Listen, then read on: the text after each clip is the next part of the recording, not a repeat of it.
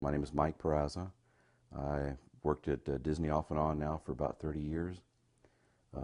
Started back in 1973, actually the first time I went to the studio.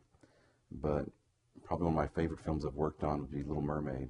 I was pregnant when Mike was designing The Little Mermaid. He was the art director, my husband, for the Disney's Little Mermaid.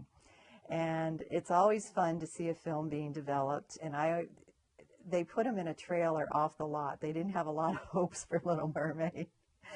And they were developing it and doing some drawings. And then Kimmy was born. At that point, we'd had new management take over at Disney, and Jeffrey Katzenberg was somewhat in the driver's seat, and he really was interested in using Christy Brinkley, who was a very popular model at the time, and also very blonde. And he and Roy and other people thought blonde would really be a great looking mermaid to use up there.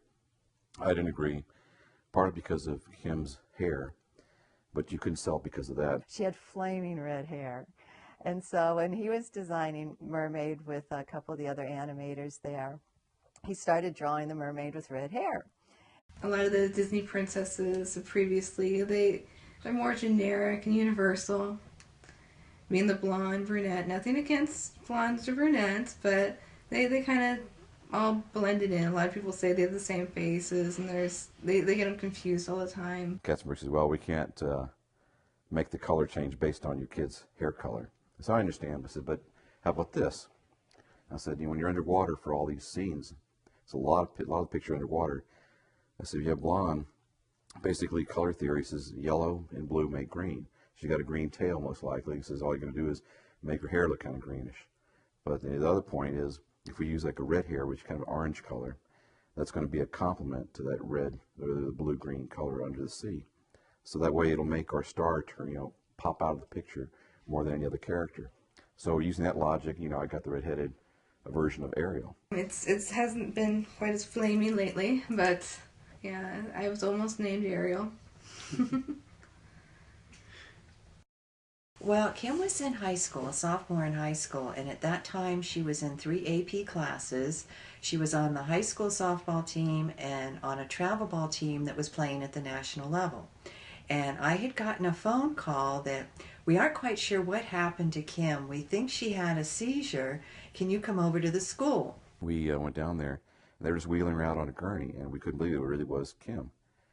And she wasn't really fully, she was somewhat waking up or something from it, but nobody seemed to really know exactly what happened. They took roll, and I was starting to do some work, and then I woke up on the floor. I had no idea what had just happened. I was surrounded by paramedics and the school nurse, and they told me that I had had a seizure. I was rushed off to the nearby hospital. My parents came with me. And when we got to the emergency room, the nurse kept asking me what street drugs she takes. And I told her she doesn't take street drugs, and she goes, oh, the parents are the last to know. So they wasted about an hour testing her to make sure that she doesn't take street drugs. And then she had bit the inside of her cheek, so they thought she had a seizure even though it wasn't witnessed. He walked in the room, he kept us waiting for a while. We've been there waiting around, suppose this was an emergency, but he shows up, I think it was like maybe 45 minutes or an hour later. He comes in and he goes, oh, I was expecting a drooling vegetable, which isn't the greatest way to introduce yourself to a family and a girl who just had an attack like that, an incident. So that was the first. We went through a few different doctors, and we noticed kind of a lack of bedside manner, to put it mildly. And then when the neurologist came and said she had epilepsy, it's like, wow, nobody witnessed this, but all of a sudden my daughter has this disease, epilepsy, and it really was quite a shock. So we immediately got everything we could to read on it, and by the time we went for the follow-up visit, I had prepared myself more, and I kept saying, this can't be the right diagnosis because she's in 3 AP classes with a 4.25 grade average, and they're saying they daydream, they don't do well in school, so that doesn't fit. And the high athletic, it didn't seem to fall into the picture of the literature that I had been reading. So I kept going for misdiagnosis until we actually witnessed a grand mal, and then I was a believer.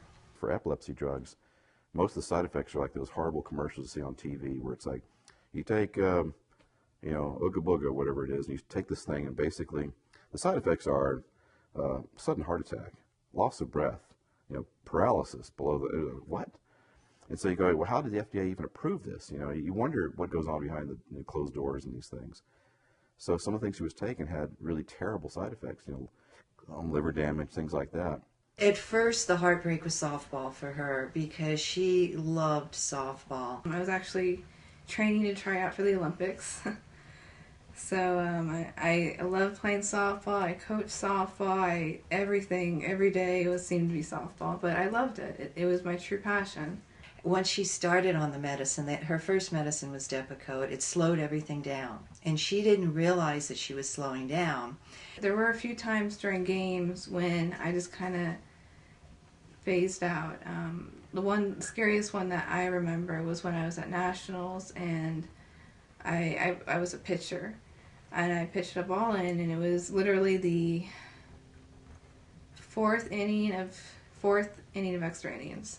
One girl hit a line drive right back to me, and bases were loaded, and I caught it, but that was the second out, and we need one more, and I just kind of freeze. I didn't really know what to do, and everyone's like, throw home. So luckily, by the autopilot that I was on, I just kind of grabbed the ball and slowly cocked my arm and threw it home, and it got there in time, but everyone's just like, well, what were you doing? You knew you had to do that.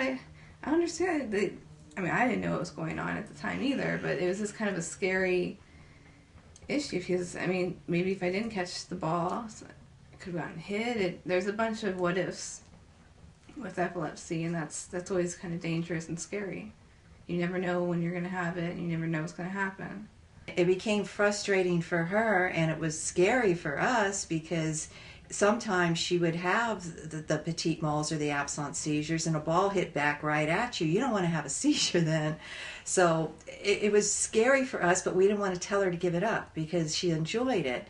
And then she finally realized herself that, with her limitations, that she had to, and they asked her more to be a coach, which she had all the knowledge, and that was wonderful. She could pass it on, and she did do that with younger girls. She coached them for a good number of years. My seizures, as of now, are much more stabilized, and I'm much healthier.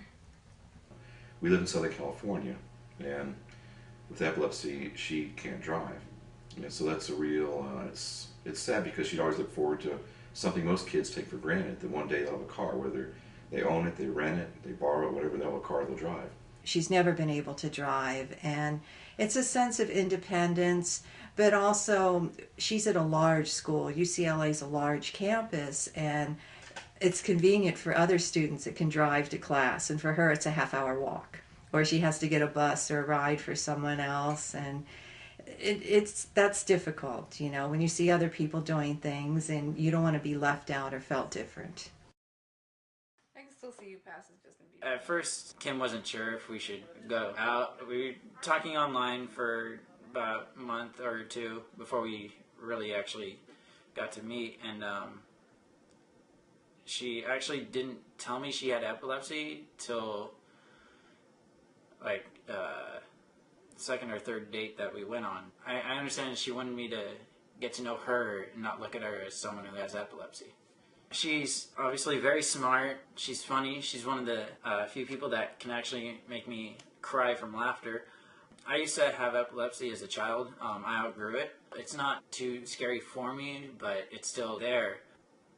But seeing her going to school and all that she's doing, all the clubs that she's doing, the excellent grades, every single day I tell her how proud of her I am. No matter what, I'm going to be there for her. When my daughter went over to University of Redlands, she was in there and was registering at the dorm area, and there was a girl that was a senior. She was one of their, very touted, almost like the belle of the ball type thing at that school. And when my daughter was leaning over and talking to her, saying, I need to let you know I did sign some papers. I do have a medical problem. I have epilepsy. And she was saying it kind of quiet, and the girl leaned back in front of a few hundred people. They said, "Oh my God! Is that contagious? Epilepsy!" As Kim says, she has to work twice as hard to be half as good as she was with her grades before. And she still has done very, very well with her grades. She's in honor societies at UCLA and made the mortar board. So you don't do that without good grades, but she does work very hard at it. And so to put all this extra effort to even getting into college and then someone to put you down for that, and it's not even your fault. Nobody asked to get epilepsy. So there is an awful lot of ignorance out there. My daughter told me at one point that I'm not sure it was her, or I think she'd had a seizure. They took her to the hospital and had her checked.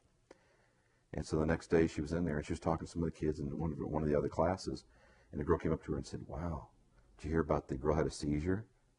You know, and she's, "No." I said, "Wow, that's weird to have a freak like that right here." And I think my daughter said, "Oh, well, I'll just let you know I'm the freak." The academic level of being in college and universities, even very well-renowned ones, doesn't mean that they know anything about epilepsy, which is very sad. That's probably the hardest thing for me because I tend to be an overprotective mom.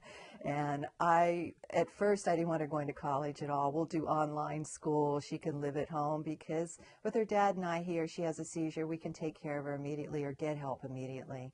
And that's my biggest fear is because she's either out somewhere and people just don't know what to do, so she doesn't get help right away. I would hate to think that no one would care and not want to help her, but that's the hardest thing is you're relying on other people to help her because she's unconscious. She can't press a button or call for help, so she's really relying on total strangers in some instances to step forward, and that's the hardest thing for me. It changes how you look at things like that because you do want to protect them, but you want them to have a life too. You can't sit there and shield them forever. And if you know Kimmy, she's not the kind of person who would want that anyway.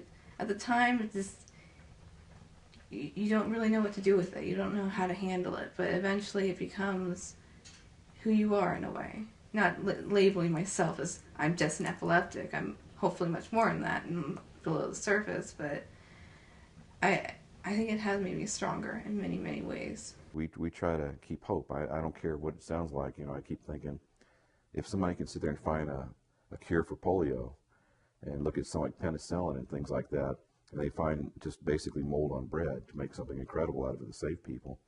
I think maybe someday somebody will find something, maybe not that simple, but they'll find something like that can help people with epilepsy.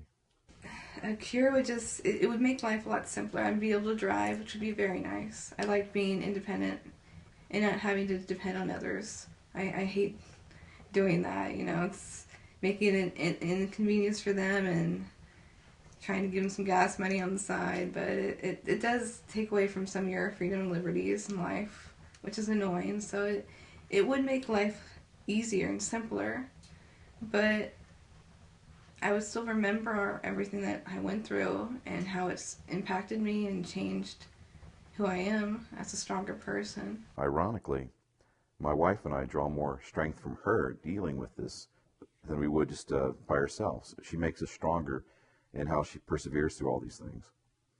She's really caring, and she's so open with everything, and she's so down to earth. She's really outgoing. She's a great person just in general, and I feel that anyone who gets to meet her is just lucky. I always live by, sometimes you're the pigeon, sometimes you're the statue. Everyone has something to deal with in their life. I happen to have epilepsy, so I try to make the most of it.